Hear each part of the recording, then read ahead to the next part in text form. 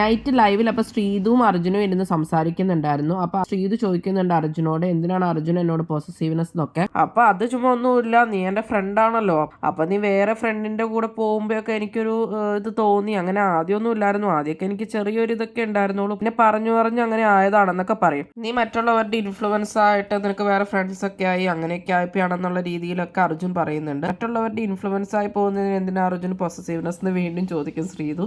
അപ്പോൾ ശ്രീതു വിടണില്ല, അർജുനെ കൊണ്ട് പറയിക്കാനൊക്കെ നോക്കണ്ട്. നീ പോയി കഴിയുമ്പോൾ ഞാൻ തന്നെ ആവൂലോ, അപ്പൊ നമ്മൾ ഒന്നിച്ചിരുന്ന് മിണ്ടാറൊക്കെ ഉള്ളതല്ലേ. ഇപ്പൊ സ്ഥലം നിന്നോട് മിണ്ടാതെ ശരണിയോട് മിണ്ടിക്കൊണ്ടിരിക്കുമ്പോഴൊക്കെ നിനക്കും പൊസസീവ്നെസ് വരില്ലേ, അങ്ങനെയൊക്കെയുള്ള രീതിയിൽ അർജുൻ പറയും. അതുപോലെയാണോ നമുക്കിടയിലുള്ള പൊസസീവ്നെസ് എന്നൊക്കെ ശ്രീതു ചോദിക്കുന്നുണ്ട് അപ്പൊ അർജുനോട്. ശ്രീതു അപ്പൊ എന്തായാലും ഉത്തരം പറയിപ്പിച്ചിട്ട് അടങ്ങുമെന്നൊക്കെ അർജുന് മനസ്സിലാവുന്നുണ്ട്. അതുപോലെ തന്നെ ആലോചിച്ചിട്ട് ഉത്തരം പറഞ്ഞാൽ അതിൽ നിന്നൊക്കെ ആദ്യം തന്നെ ശ്രീതു പറഞ്ഞിട്ടൊക്കെ ഉണ്ട്. അപ്പൊ പിന്നെ അർജുൻ നോക്കി കണ്ടൊക്കെയാണ് ഉത്തരം പറയുന്നത്. അപ്പൊ അർജുൻ പറയുന്നുണ്ട് ഋഷിയും അൻസിബയും ഉണ്ടല്ലോ, അപ്പൊ അവര് ഋഷിക്ക് എന്തായാലും അൻസിബയോട് വളരെ പൊസസീവ്നെസ് ഉണ്ടാവും, അവർ ഫ്രണ്ട്സ് അല്ല. അതുപോലെ ജാൻമണിക്കും ജിൻഡോയോട് അതുപോലെയൊക്കെ തന്നെയാന്നൊക്കെ പറഞ്ഞ് അങ്ങനെ ഒപ്പിച്ചു വെക്കും. അത് കഴിഞ്ഞിട്ട് ശ്രീതു പറയുന്നുണ്ട് ഗബ്രിയും ജാസ്മിനും നമ്മൾ അവരെ പോലെ തന്നെ കളിയാക്കി പറയുന്നുണ്ടല്ലോ, അതത്ര ശരിയൊന്നുമല്ല, എനിക്ക് അതത്ര ഇഷ്ടമല്ല, അതിന് അവരെ പോലെയൊന്നും അല്ലല്ലോ, പിന്നെ എന്തിനാ അവരങ്ങനെ പറയണേന്നൊക്കെയാണ് ശ്രീതു അർജുനോട് ചോദിക്കുന്നത്. അപ്പൊ അർജുൻ പറയുന്നുണ്ട് അവർക്ക് കുറച്ച് നെഗറ്റീവ് ഉണ്ടല്ലോ, ചിലപ്പോൾ നെഗറ്റീവ് കുറയാൻ വേണ്ടിയായിരിക്കും എന്നൊക്കെ പറയുന്നുണ്ട്. എനിക്കത് അത്ര ഇഷ്ടപ്പെടുന്നില്ല, ഞാൻ അവരോട് പറഞ്ഞാലോ എന്ന് ഓർത്തതാ, പിന്നെ പറഞ്ഞില്ല. ഇനി ചിലപ്പോൾ എനിക്ക് തോന്നിക്കഴിഞ്ഞാൽ ഞാൻ അവരോട് പറയും നമ്മളെ പറ്റി അങ്ങനെ പറയണ്ട എന്നുള്ള രീതിയിൽ. എനിക്ക് തോന്നിയപ്പോൾ നീ പറഞ്ഞോളാൻ അർജുൻ പറയുന്നുണ്ട്. അങ്ങനെ അവർ സംസാരിച്ചുകൊണ്ടിരിക്കുമ്പോഴാണ് റസ്മിൻ വരുന്നത്. അപ്പൊ റസ്മിനോട് അർജുൻ ചോദിക്കുന്നുണ്ട് നിനക്ക് മെയിൽ ഫ്രണ്ടിനോട് പൊസസീവ്നെസ് ഒക്കെ തോന്നാറുണ്ടോ എന്ന് റസ്മിനോട് അപ്പൊ അർജുൻ ചോദിക്കുന്നുണ്ട്.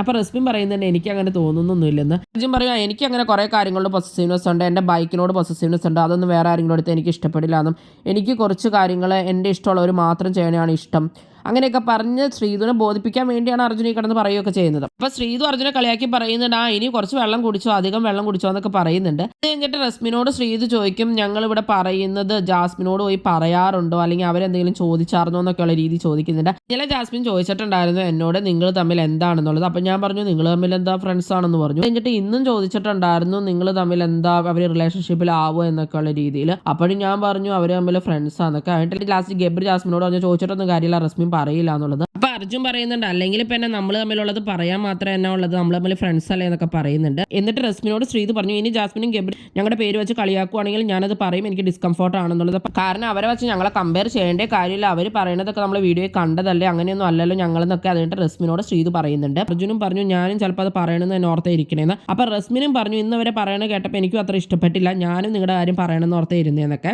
പിന്നെ ഇവർ ഓരോ വർത്താനം പറഞ്ഞു തുടങ്ങുമ്പോൾ ശ്രീതു സിബിന്റെ കാര്യമൊക്കെ പറയുന്നുണ്ട്, കളിയാക്കിയ രീതി പറയണേ.